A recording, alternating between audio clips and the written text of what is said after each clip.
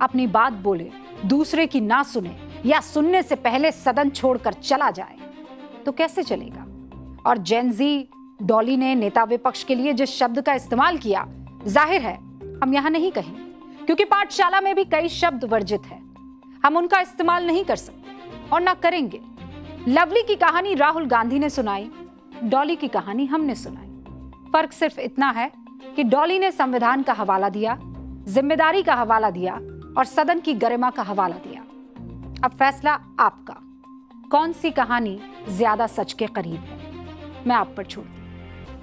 नेता विपक्ष कैसा होना चाहिए, इसके लिए आपको किसी रूल बुक को पढ़ने की जरूरत नहीं है। इसी लोकतंत्र ने, इसी संसद ने ऐसे ऐसे उदाहरण पेश किए हैं जो इस सवाल का बेहद खूबसूरती से जवाब देते हैं। 11 अप्रैल 1997 का दिन था। कांग्रेस पार्टी ने संयुक्त मोर्चा सरकार से अपना बाहरी समर्थन वापस ले लिया था। प्रधानमंत्री एचडी देवेगौड़ा ने लोकसभा में विश्वास मत पेश किया। सदन के नेता विपक्ष ने जो भाषण दिया वो कमाल का था। सिर्फ 1 मिनट का भाषण सुन लीजिए। कटाक्ष भी है, सौहार्द भी है। भाषण के दौरान पक्ष और विपक्ष दोनों की तालियां भी हैं, दोनों के ठहाके भी हैं, क्योंकि नेता विपक्ष अटल बिहारी वाजपेयी थे। आज राहुल गांधी को भी ये भाषण सुनना चाहिए। सुनेंगे? आदरणीय नरसिंह राव जी यहाँ बैठे हैं। मैं अगर एक घटना का उल्लेख करूं तो मैं समझता हूं कि वो उसको गलत नहीं समझेंगे। हम लोग कहीं दोपहर के भोजन पर थे, तो उस भोजन में, उस सरकारी भोजन था, उस भोजन में स्वीट डिश के रूप में तरबूज दिया गया था खाने के लिए, और तरबूज फीका था। तो इसकी किसी ने शिकायत की। नरसिंह राव जी के पास बैठने वाले किसी मित्र ने शिकायत की कि ये तरबूज क्यों दिया गया, ये फीका है, ये बेमौसम का है। तो अगर मेरे सुनने में गलती नहीं हुई तो नरसिंह राव जी ने कहा कि अगर बजट अधिवेशन में समर्थन वापस का प्रस्ताव आ सकता है तो हर मौसम में तरबूज क्यों नहीं आ सकता?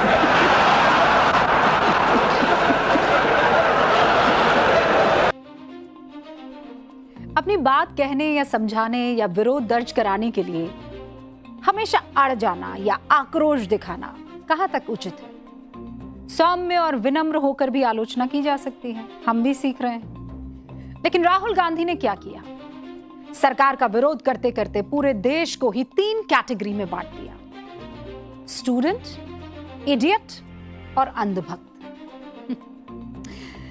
लेकिन अब क्योंकि राहुल गांधी कैटेगरी गिनाने पर आ ही गए हैं, तो हमने सोचा हम भी बड़ी विनम्रता से नेता विपक्ष की 3 कैटेगरी बता दें। नोट बाबू को प्रणाम कीजिए। आज तो राहुल जी भी है नोट बाबू के एकदम बगल में। तो भाई एलओपी की 3 कैटेगरी हो सकती है। पहली कैटेगरी क्या हो सकती है? पॉलिसी मेकर की, कि आप पॉलिसी बनाएं और सरकार के सामने रख दें और कहिए boss this is what I want. दूसरी कैटेगरी है रचनात्मक आलोचक की। एक तो होता है कंस्ट्रक्टिव आलोचक, पॉलिसी मेकर जो सरकार की खामियां सामने लाए लेकिन ठोस सुझाव के साथ। एक होते हैं कंस्ट्रक्टिव क्रिटिक, जो सरकार की नीतियों की आलोचना तो करते हैं लेकिन तथ्यों, आंकड़ों और सबूतों के दम पर, और ऐसा कि सरकार बैकफुट पर आ जाए। और तीसरी कैटेगरी होती है परफॉर्मेंस आर्टिस्ट की, जिनका काम संसद के पटल पर बहस के बजाय सनसनी पैदा करना होता है, बिना सबूत के आरोप लगाना होता है, हेडलाइंस पर छा जाना होता है। ये 3 कैटेगरी है। अब तीनों में से तय करना है कि कौन सी कैटेगरी इस देश को चाहिए, एलओपी की। और एलओपी भी ये तय कर सकते हैं कि वो किस कैटेगरी में फिट होना चाहते हैं। राहुल गांधी ने अपनी प्रेस कॉन्फ्रेंस में, क्योंकि उसके बाद उन्होंने कहा कि बोलने का मौका नहीं है और ना दिया है इन लोगों ने, पक्षपात किया है, माइक बंद कर दिया है, तो मैं प्रेस कॉन्फ्रेंस करूंगा। आइए जरा सुनिए। प्रेस कॉन्फ्रेंस में गृह मंत्री अमित शाह पर उन्होंने गंभीर आरोप लगाए और कहा कि गृह मंत्री ने छात्रों पर गोली चलाने का आदेश दिया। उन्होंने छात्रों पर पैलेट गन से हमला करने की अनुमति दी। राहुल गांधी कह रहे हैं कि उन्होंने अपनी आंखों से गृहमंत्री अमित शाह को दिल्ली पुलिस के अफसरों से बात करते हुए देखा। सच्ची कह रहे हैं, सुनिए। When we were at Parliament House, I saw with my own eyes Amit Shah calling the police officers, Home Minister G on the phone. I saw it with my own eyes. I saw Jitendra Singh, the minister, getting call after call from Mr. Amit Shah. So he was pretty clear, he was aware of what was going on the street. Now, there are two possibilities. Possibility number one is he gave the order to shoot people with pellet guns, or he didn't know it was happening. If he didn't know it was happening, he's incompetent. बहुत समझदारी से राहुल गांधी ने possibility शब्द का इस्तेमाल किया है। There is a possibility, हो सकता है। तो आरोप संसद की कार्रवाई और देश की राजनीति अनुमानों पर नहीं, ठोस सबूतों पर चलती है। राहुल जी, आप कह रहे हैं मैंने गृह मंत्री को फोन पर बात करते देखा, लेकिन क्या यह सबूत है कि फोन पर बात पैलेट गन चलाने की हो रही थी? आपने प्रशासनिक अधिकारियों से बात करना तो देश के गृह मंत्री का अधिकार है और कर्तव्य भी। हो सकता है वो दिल्ली पुलिस के कमिश्नर अनुराग कुमार से बात कर रहे हो सकता है आरएएफ के चीफ आईजी सीमा धुंधिया से बात कर रहे हो, क्योंकि जिस दिन का हवाला राहुल गांधी दे रहे हैं ये वो दिन था जब जंतर मंतर पर हालात बेकाबू हो रहे थे।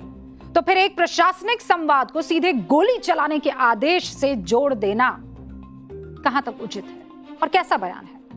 राहुल गांधी एक और बात कह रहे थे। उन्होंने कहा कि होम मिनिस्टर को मालूम ही नहीं था कि गोली चल रही है।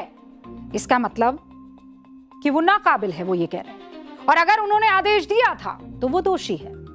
राहुल गांधी का कहना है कि इसके अलावा कोई तीसरी बात तो हो ही नहीं सकती। अब देखिए हुक्म, मैं पत्रकार हूं, नेता नहीं, लेकिन राजनीति का ये कलेवर कई सालों से देखती आ रही है। राहुल गांधी ने जिस तरह से दो ही ऑप्शन सामने रखे, इसे राजनीति और तर्कशास्त्र की भाषा में कहते हैं क्लासिक फॉल्स डिलेमा। ये वो वाला पैतरा है, यानी जनता को यह सोचने पर मजबूर कर देना कि तीसरा कोई रास्ता या ऑप्शन है ही नहीं, सच्चाई है ही नहीं, या तो ये या तो ये। क्या कानून व्यवस्था बनाए रखने और उपद्रव रोकने के लिए स्थिति का आकलन करना अक्षमता है? राहुल गांधी ने संसद के अंदर भी गृह मंत्री पर यही आरोप लगाए, जिसे संसद की कार्रवाई से हटा दिया गया। चर्चा करनी थी एंटी पेपर लीक बिल पर, लेकिन उस पर बात न करके उसके अलावा सारी बातें कही गई। संसद नियमों से चलती है, ये हमें नहीं भूलना है। ऐसा नहीं है कोई भी सांसद कभी भी कुछ भी उठकर बोल सकता है, क्योंकि उसका दिल कर रहा है, क्योंकि उसे लग रहा है I am entitled to speak. Rahul Gandhi ने जिस तरह बिना किसी ऑन रिकॉर्ड कागज के गृह मंत्री पर संगीन आरोप लगाए, उससे लोकसभा की रूल बुक के 3 सबसे बड़े नियम टूटते हुए दिखे। आप जानना चाहेंगे वो 3 नियम?